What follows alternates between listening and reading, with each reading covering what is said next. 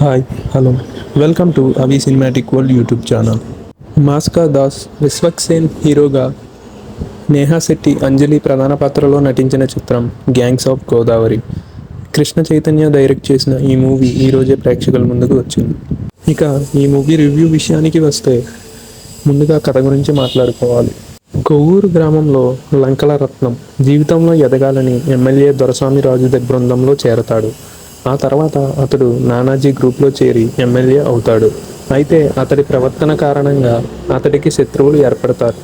Tiger రత్నాకర్గా ఎదిగిన రత్నాకర్ ప్రతికూల పరిస్థితులను ఎలా ఎదుర్కొన్నాడు, అసలు బుజ్జి ఎవరు, రత్నాకర్కు ఆమెతో ఎలాంటి సంబంధం ఉంటుంది, ప్రత్యర్థుల ఎత్తుగడలను రత్నాకర్ ఎలా తిప్పికొట్టాడనే విషయాన్ని వెండితెరపై చూసి తెలుసుకోవాల్సిందే.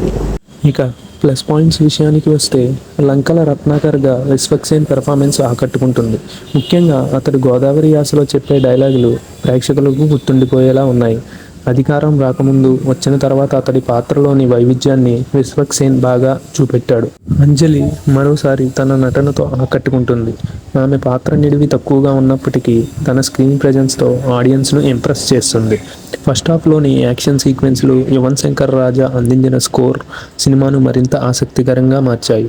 ఇక మైనస్ పాయింట్స్ విషయానికి వస్తే సినిమాలోని ఫస్ట్ హాఫ్ ఆకట్టుకునే స్క్రీన్ ప్లేతో సాగగా, సెకండ్ హాఫ్ మాత్రం అందుకు పూర్తి భిన్నంగా సాగింది. ఫస్ట్ హాఫ్లోని ఆసక్తిని సెకండ్ హాఫ్లో కొనసాగించలేకపోయారు.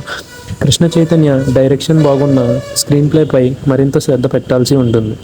కొన్ని సీన్స్ చాలా బలంగా ఉన్నప్పటికీ వాటిని ప్రజెంట్ చేసిన తీరు వాటిపై ఆసక్తిని తగ్గిస్తాయి. దర్శకుడు ఎమోషనల్ సీక్వెన్స్లపై మరి కాస్త ఫోకస్ చేయాల్సి ఉంది. ఇక మొత్తంగా చూసుకున్నట్లయితే గ్యాంగ్స్ ఆఫ్ గోదావరి అంటూ వచ్చిన ఈ మూవీ ఒక రొటీన్ మాస్ యాక్షన్ మూవీగా నిలుస్తుంది. విశ్వక్సేన్ అద్భుతమైన పెర్ఫార్మెన్స్, ఆకట్టుకునే అంజలి నటన ఈ సినిమాకు కలిసి వచ్చే అంశాలు. అయితే సెకండ్ హాఫ్ సినిమాపై తీవ్ర ప్రభావం చూపిందని చెప్పాలి. స్క్రీన్ ప్లే సరిగా లేకపోవడం, అనవసరమైన సన్నివేశాలు, కథ స్లోగా సాగడం ప్రేక్షకులకు నిరాశను మిగిలిస్తాయి. ఈ వీకెండ్లో చక్కని వినోదాత్మకమైన సినిమా చూడాలనుకునే వారు ఈ మూవీని స్కిప్ చేయడం మంచిది. ఇక ఈ మూవీకి నేను ఇచ్చే రేటింగ్ 2/5.